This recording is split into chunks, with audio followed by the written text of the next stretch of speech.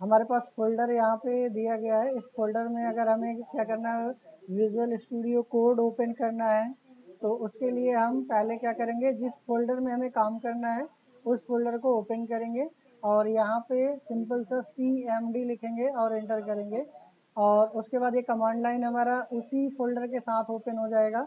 जैसा कि अगर हमें याद हो तो हमने प्रोजेक्ट नाम का फ़ोल्डर लिया था, तो यहाँ पे देखिए प्रोजेक्ट डेस्कटॉप पे प्रोजेक्ट नाम का फ़ोल्डर था, ये हमें पाथ दिखा रहा है। अब हमें इसी में VS कोड ओपन करना है, तो हम यहाँ से कोड और डॉट लगाएंगे। डॉट लगाने का मतलब ये है कि करंट फ़ोल्डर में आपका VS कोड ओपन हो जाएगा। तो कोड लिख के डॉट लगा के एंटर करेंगे, तो ये जो हमारा VS कोड ओपन होगा वो VS कोड आपका उसी फ़ोल्डर के साथ ओपन होगा। तो यहाँ पे आप देखोगे तो ये हमारा प्रोजेक्ट वाले फ़ोल्डर के साथ हमारा ये ओपन हो चुका है। प्रोजेक्ट वाले फ़ोल्डर में हमारे कुछ इमेजेस हैं, इसके अंदर भी हमने कुछ फाइलें बना रखी हैं जो अबाउट है, कॉन्टैक्ट है, गैलरी है, इंडेक्स है। इसके अंदर एक और फ़ोल्डर है हमारे पास, इमेज नाम का फ़ोल्डर है, इसमें भी कुछ इमेजेस हमने बना रखी हैं। तो यहाँ पे अगर हमें इंडिविजुअल किसी HTML की फाइल पे काम करना है, तो जैसे मान लीजिए index.html है हमारे पास, तो index.html में हमारे पास क्या है, अगर हमारे पास ये पूरा का पूरा देखें तो नॉर्मल VS कोड में हमें पूरा का पूरा वाइलर कोड हमें अवेलेबल होता है, जिसमें शिफ्ट के साथ एक्सक्लेमेटरी मार्क लगाएंगे, एंटर करते हैं, ऑटोमेटिक ये सारी चीज़ें मिल जाती हैं। HTML हेड बॉडी सारा कुछ मिल जाएगा। इसमें जो हमारे पास जैसे HTML में लैंग्वेज दे रखा है, बाय डिफ़ॉल्ट ब्राउज़र के लैंग्वेज इंग्लिश की होगी, तो ये इंग्लिश का रहेगा। डॉक टाइप में यहाँ पे जो हमने दे रखा है वो HTML5 के लिए है। ये HTML5 के लिए आपको इंडिकेट करके रखा जाता है। जो पुराने वाले ब्राउज़र्स होते हैं जिसमें लेटेस्ट डेफिनेशंस नहीं होती है, उसमें हमें ये लगाना पड़ता है HTML5 के फीचर्स को इम्प्लीमेंटेशन के लिए, नहीं तो प्रॉपर काम नहीं करेगा। अगर हमारे लेटेस्ट ब्राउज़र हैं तो हमें इनकी भी ज़रूरत नहीं पड़ेगी और यहाँ तक कि ये जो हमने इंग्लिश लैंग्वेज वगैरह लिखा है ये भी ज़रूरत नहीं पड़ेगी। और ये जो मेटा टैग हमारे पास दिया गया है, ये ये ब्राउज़र में एनकोडिंग टेक्निक होती है, ये भी हमारे ब्राउज़र के लिए ही होता है। UTF-8, UTF-16 ये ब्राउज़र के लिए होता है, हमारे लिए नहीं होता है। जो भी हमने UTF-8, 16 ये ब्राउज़र के लिए होता है, ये एनकोडिंग टेक्निक होती है। एनकोडिंग टेक्निक होती है जो ब्राउज़र में इस्तेमाल किया जाता है और इसको हम नहीं लगाएंगे तब पर भी कोई फ़र्क नहीं पड़ेगा। तो यहाँ से हम इसको भी हटा सकते हैं। ये जो हमारे पास मेटा टैग में दिया गया है व्यू पोर्ट, ये तब के लिए है जब कभी भी हम लोग रिस्पॉन्सिव डिज़ाइन बनाने की बात करेंगे आगे चल करके, तो उस केस में हम इसको डिस्कस करेंगे कि जब हमारे वेब पेज को रिस्पॉन्सिव बनाना होता है कि स्क्रीन के साइज़ हमारा क्या हो, पेज ऑटोमेटिक डिज़ाइन एडजस्ट हो जाए, तो वो चीज़ें हम यहाँ पे व्यू पोर्ट यहाँ पे लगाते हैं। और इसके अलावा और भी चीज़ें सेट करनी पड़ती हैं, जब हम रिस्पॉन्सिव के बारे में डिस्कस करेंगे तब वहाँ पे हम लोग इसको पढ़ेंगे। स्टार्टिंग के लाइन से केवल इस लाइन के लिखने से हमारा रिस्पॉन्सिव नहीं होगा। जो चीज़ें अगर हमें अभी आगे पढ़ेंगे रिस्पॉन्सिव के लिए हमें क्या क्या चीज़ें कंसिडर करनी होती है और किस चीज़ को हम यहाँ पे मेंशन करना होता है। अगर एक लाइन से लिखना होता तो बूटस्ट्रैप फ्रेमवर्क हमारे पास नहीं होता। बूटस्ट्रैप स्पेशली रिस्पॉन्सिवनेस के लिए ही बनाया गया है, तो उसमें तो वो सारी चीज़ों के लिए हम लोग आगे डिस्कस करेंगे कि इन मेटा टैग का क्या इंपॉर्टेंस है और क्या रोल है। अभी हमें केवल HTML के पॉइंट ऑफ व्यू से देखें तो हमें इसकी रिक्वायरमेंट अभी नहीं है, बाकी इसकी भी हमें ज़रूरत नहीं पड़ेगी। तो हमें जो ज़रूरत पड़ेगी वो HTML में हेड है और बॉडी है, बाकी टाइटल वगैरह रहेगा और बॉडी के अंदर हम पूरा का पूरा कंटेंट सेट करेंगे।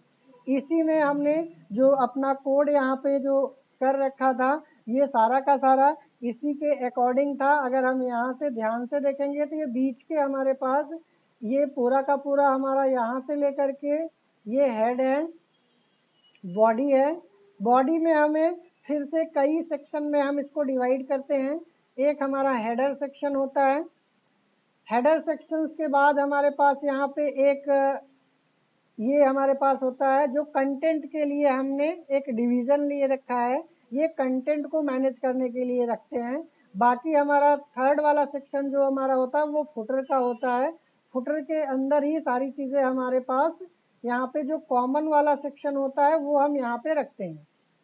तो इसमें जैसे हमने बोल्ड है, इटैलिक है, अंडरलाइन है, इन चीज़ों को हाईलाइट करने के लिए हमने यहाँ पे अलग अलग टैग इस्तेमाल किया है। जैसे इटैलिक हो गया, अंडरलाइन हो गया, बोल्ड हो गया। और इस फुटर को सेंटर में लाने के लिए हमने सेंटर टैग इस्तेमाल किया है। बाकी इस फुटर का थोड़ा सा कलर चेंज करने के लिए हमने इनलाइन CSS का थोड़ा सा इस्तेमाल किया है। बाकी नॉर्मल हमने यहाँ पे HTML की सारी चीज़ें कर रखी हैं। और हेडर में जो हमने किया है, हेडर में भी हमने सारी चीज़ें क्या है, इसको सेंटर में लाने के लिए हमने यहाँ से क्या किया है, इसको भी हमने, ये मेन्यू से रिलेटेड हमारा टास्क था जो हमारा क्या करेगा, नेविगेशंस का काम करेगा। इसमें भी हमने कोई CSS एक्स्ट्रा नहीं लगाई है, केवल छोटा सा हमने यहाँ पे क्या किया है, मेन्यू का बैकग्राउंड कलर चेंज करने के लिए एक छोटा सा इनलाइन CSS लिखा है जिसमें बैकग्राउंड कलर चेंज किया गया है।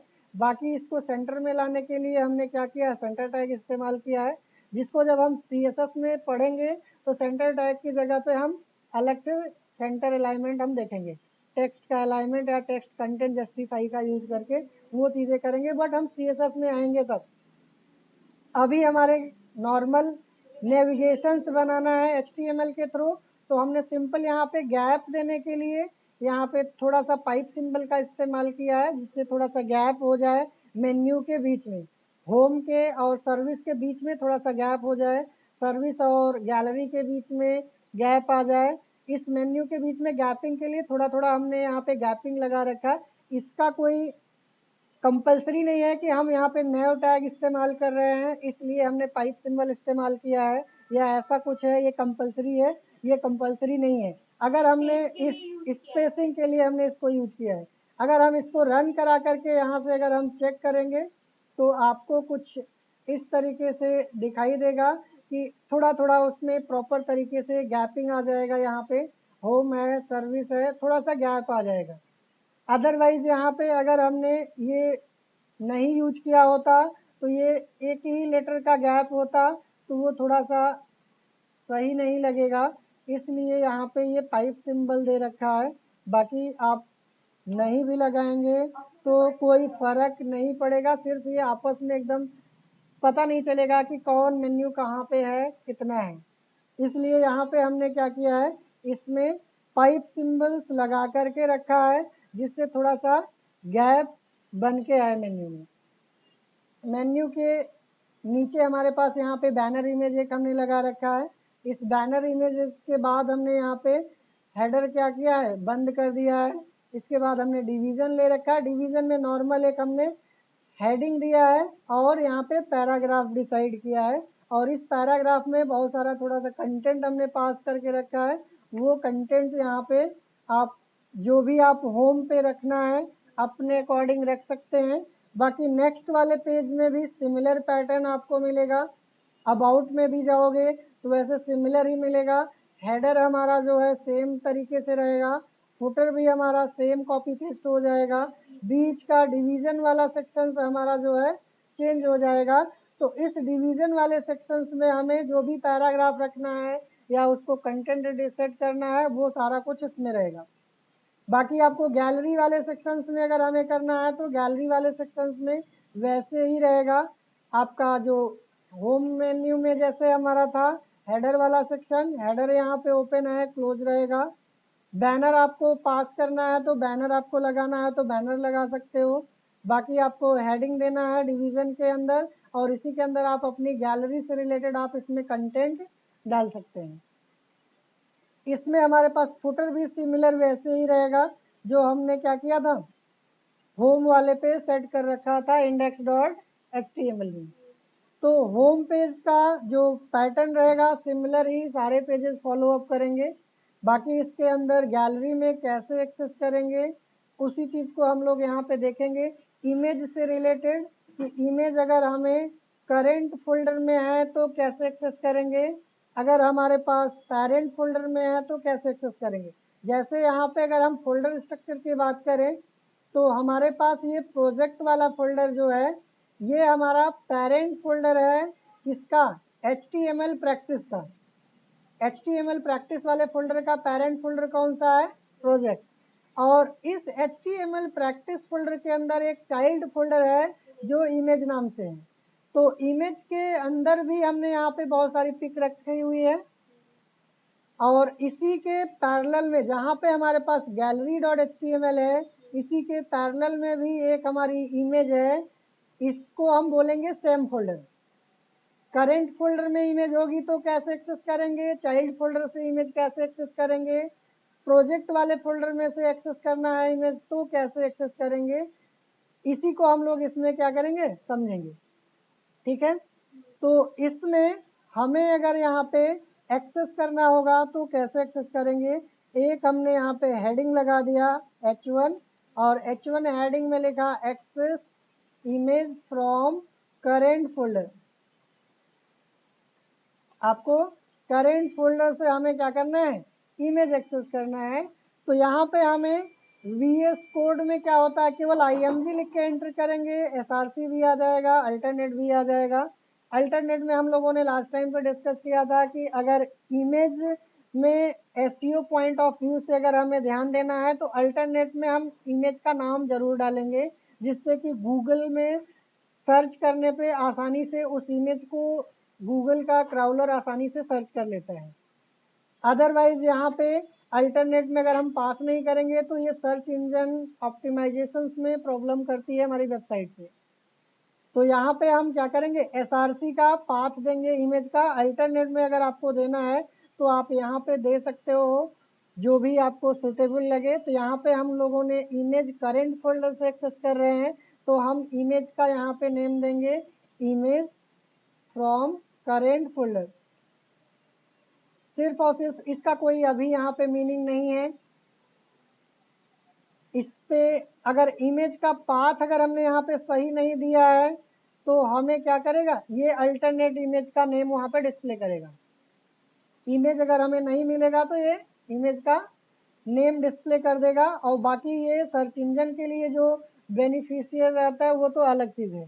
तो ये डिजिटल मार्केटिंग के लिए ये पॉइंट ऑफ व्यू से सही होता है अल्टरनेट इमेज देना। बाकी अगर हमें डिज़ाइनर एज ए डेवलपर हैं तो कोई ऐसा नहीं है कि हमें कंपलसरी है, देना ही रहेगा। इसमें करंट फोल्डर से इमेज अगर एक्सेस करना है तो डॉट लगाएंगे, स्लैश लगाएंगे। इसके बाद अगर हम यहाँ पे देखेंगे तो जितनी भी इमेजेस यहाँ पे होंगी या फाइलें होंगी या फोल्डर की लिस्ट होगी सारी लिस्ट हमें यहाँ पे मिल जाएगी। तो हम यहाँ पे इमेज एक पोस्टर डॉट जेपीजी है, इसको सेलेक्ट करेंगे तो ये ऑटोमेटिक हमारी इमेज आ जाएगी। इसके लिए हमारे पास अगर हम यहाँ पे एक और की बात करें, इसके अलावा एक और आपको अल्टरनेट तरीका होता है। अल्टरनेट आपको एक और भी तरीका है, अगर आप चाहें तो इसके अलावा डॉट स्लैश न लगा करके डायरेक्ट इमेज का नाम भी आप पास कर सकते हो। दोनों का मीनिंग सेम है। आप ऐसे करिए या फिर इस तरीके से करिए, दोनों तरीका सेम है। इसमें क्या है, आपको हिंट मिल जाता है। इसमें आपको मैन्युअली फाइल का नाम यहाँ से देख करके मैन्युअली टाइप करना पड़ेगा, तभी आपका वो प्रॉपर काम करेगा, अदरवाइज काम नहीं करेगा। तो यहाँ पे अगर हम इसको रिफ्रेश करेंगे तो हमारे पास गैलरी वाले पेज में चल के तो यहाँ पे देखिए एक इमेज हमने ये लगाया था access image from current folder, ये आ गया। और दूसरी इमेज हमने फिर से वही सेम चीज़ किया था अल्टरनेट वे के थ्रू, तो ये हमारा अल्टरनेट वे के थ्रू आ गया। और इसी में अगर हमें इमेज एक्सेस करना है चाइल्ड फोल्डर के थ्रू तो यहाँ पे हम access image from child folder, तो चाइल्ड फोल्डर्स के थ्रू अगर हमें इमेज एक्सेस करना है तो उसके लिए फिर से हम IMG लिखेंगे, एंटर करेंगे, ऑटोमेटिक SRC आ जाएगा। ये हमारा चाइल्ड फोल्डर कौन सा है, HTML प्रैक्टिस के अंदर एक और इमेज वाला फोल्डर है, इसके अंदर इमेजेस दी गई हैं। तो हम यहाँ से क्या करेंगे, डॉट लगाएंगे, स्लैश देंगे, तो यहाँ पे हमें इमेज वाले फोल्डर का यहाँ पे नाम आ जाएगा। इसको सेलेक्ट करके हम एंटर पे करेंगे, फिर से स्लैश लगाएंगे, यहाँ से फिर से हमें वो इमेज की लिस्ट आ जाएगी जो भी इस फोल्डर के अंदर दिए गए हैं। तो यहाँ पे हमने अबाउट अस का देना है, कॉन्टेक्ट अस का, जो भी हमें इमेज यहाँ पे पास करना रहेगा वो इमेज हम यहाँ से पास करेंगे। तो ये हमारा क्या हो जाएगा, चाइल्ड वाले फोल्डर से एक्सेस हो जाएगा। और हमें अल्टरनेट तरीका अगर हमें देखना है तो फिर से हमें क्या करना पड़ेगा, यहाँ से alternate way from child folder. अगर हमें चाइल्ड फोल्डर से अल्टरनेट वे तरीका देखना है तो इसी को हम कॉपी कर लें और यहाँ से पेस्ट कर दें। यहाँ से हमें स्लैश और डॉट लगाने की ज़रूरत नहीं पड़ेगी क्योंकि सेम फोल्डर में है। तो जैसे यहाँ पे हमने इमेज का नाम डायरेक्ट दिया था वैसे यहाँ पे डायरेक्ट फोल्डर का नाम देंगे। तो ये हमारा क्या हो जाएगा, ये हमारा एक्सेस हो जाएगा यहाँ पे। अगर आप देखेंगे इसको रिफ्रेश करेंगे तो आपको यहाँ पे इमेज आपको मिल जाएगा चाइल्ड वाले फोल्डर से और यहाँ पे ये अल्टरनेट तरीका हो जाएगा जो भी हमने एक्सेस किया है बिना डॉट स्लैश के। अगर हमें पेरेंट फोल्डर के थ्रू अगर हमें एक्सेस करना है इमेज तो यहाँ पे फिर से हम करेंगे access image from parent folder. Parent folder से इमेज को एक्सेस करना रहेगा तो क्या करेंगे, फिर से हम img टैग लगाएंगे और src में डबल डॉट लगाएंगे स्लैश। तो आप देखेंगे कि जो भी हमारे पास यहाँ पे प्रोजेक्ट वाले फोल्डर में इमेजेस दी गई हैं वो ABC क्लासरूम के नाम से दिया गया है। तो यहाँ पे डबल डॉट स्लैश लगाएंगे और उसके बाद इसमें अगर हिंट नहीं मिल रहा है तो कंट्रोल के साथ स्पेस दबाएंगे। देखिए ABC क्लासरूम ये मिल जाएगा, इसको हम सेलेक्ट करेंगे तो ये हमारी इमेज आ जाएगी। इसका अल्टरनेट अगर हम बात करें तो जैसे इसमें डॉट स्लैश बिना लगाए काम करते थे इसमें ऐसा पॉसिबल नहीं है, आपको डबल डॉट स्लैश लगाना ही पड़ेगा अगर आपको पेरेंट वाले फोल्डर से इमेज को एक्सेस करना है। तो पेरेंट फोल्डर कैसे पता चलेगा, इसमें हमें ध्यान देना होता है कि HTML वाली फाइल हमारी कहाँ पे है। HTML वाली फाइल जिस फोल्डर में होगा उसके ऊपर वाला जो फोल्डर होगा वो हमारा क्या हो जाएगा, पेरेंट फोल्डर। तो हम पेरेंट चाइल्ड का डिसीजन उसी के हिसाब ले सकते हैं जब तक हमारे HTML की फाइल का लोकेशन का पता नहीं चलेगा, क्योंकि HTML वाली जो फाइल की पोजीशन होती है उसी के बिहाफ पे हम डिसाइड करते हैं कि हमारा वो पेरेंट वाला फोल्डर कहाँ पे है, चाइल्ड वाला फोल्डर कहाँ है या करेंट वाला फोल्डर कहाँ पे है। तो कुछ इस तरीके से हम यहाँ पे एक्सेस करेंगे तो आपको यहाँ पे मिलेगा कि access image from parent folder. इसमें इसके और बैक में जाना है, जैसे अगर हम इस फोल्डर को देखें तो ये फोल्डर हमारा जो है कहाँ पे है, ये डेस्कटॉप पे है। हम चाहते हैं कि इस डेस्कटॉप पे एक लर्न मैट्रिक्स का एक ये हमारे पास पिक्चर है, इसको अगर हमें अपनी HTML वाले फाइल में लगाना है और वो HTML वाली फाइल कहाँ पे है, प्रोजेक्ट के अंदर HTML प्रैक्टिस के अंदर। तो इसका मतलब ये हो गया यहाँ पे इसके दो पेरेंट हो गए, प्रोजेक्ट है देन डेस्कटॉप है। तो जब हम पेरेंट का पेरेंट एक्सेस करेंगे तो उस केस में हमारे पास क्या करना पड़ेगा, यहाँ पे देखिए हमने H1 यहाँ पे लगाया, इसमें लिखा access image from grand parent to parent कर सकते हैं या ग्रैंड फादर कह सकते हैं अगर आपको ग्रैंड फोल्डर कर दे रहा हूँ, ठीक है। यहाँ से अगर हमें पेरेंट के पेरेंट्स अगर हमें एक्सेस करना है तो फिर से हम यहाँ से img लगाएंगे, src में डबल डॉट स्लैश करेंगे तो ये पेरेंट पे जाएगा, फिर से डबल डॉट स्लैश करेंगे तो ये डेस्कटॉप पे चला जाएगा। यहाँ पे हमें लर्न मैट्रिक्स के नाम से इमेज थी, ये हमारी लर्न मैट्रिक्स की इमेज आ गई।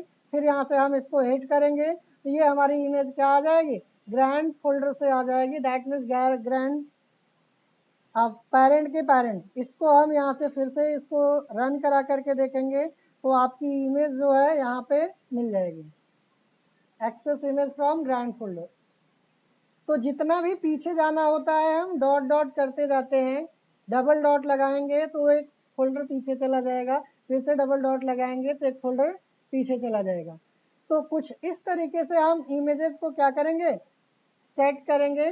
और इसमें इमेजेस का अगर हम देखें तो इमेज के गैलरी बनानी है, तो इमेज की गैलरी बनाने के लिए हमें एक रो में कितनी इमेज रखना है वो डिसाइड करेंगे इसकी विड्थ के अकॉर्डिंग।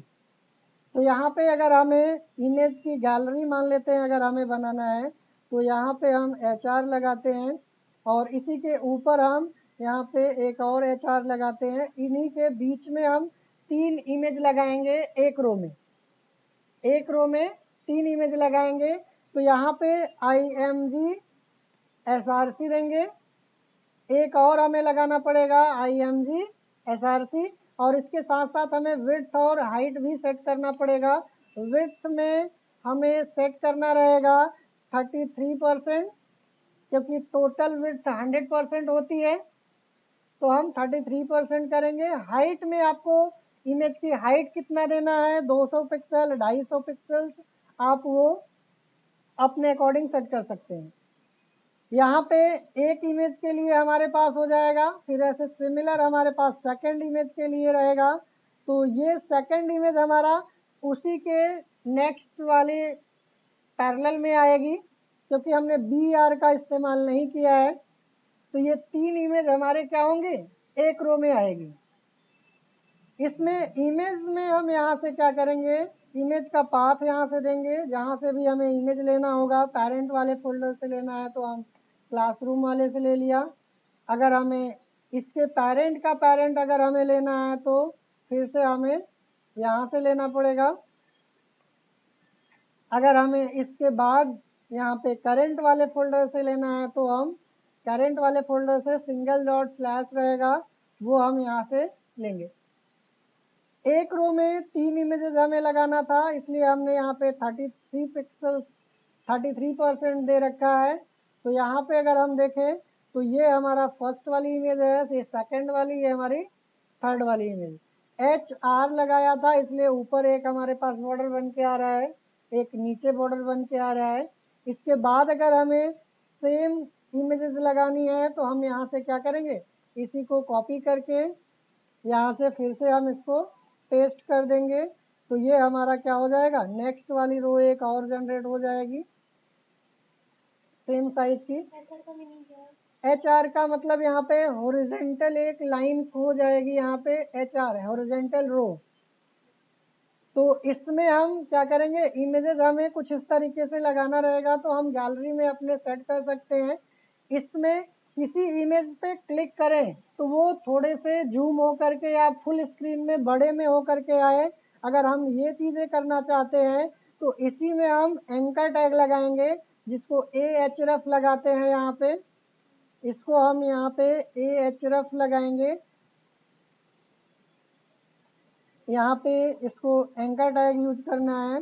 एंकर टैग के लिए हमने यहाँ से एंटर किया A लिख करके और ये AHRF आ जाएगा। इसी के बीच में हमें इमेज को पास करना है, जो हमारी फर्स्ट वाली इमेज है इसको हम यहाँ पे पास करेंगे।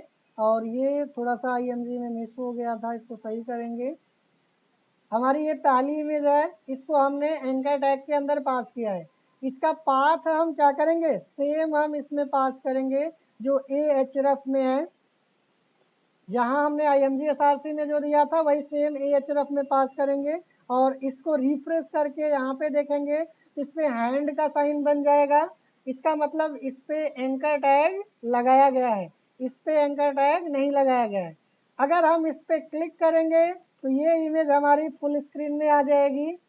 अगर हम यहाँ से बैक कर देंगे तो फिर से नॉर्मल हो जाएगा।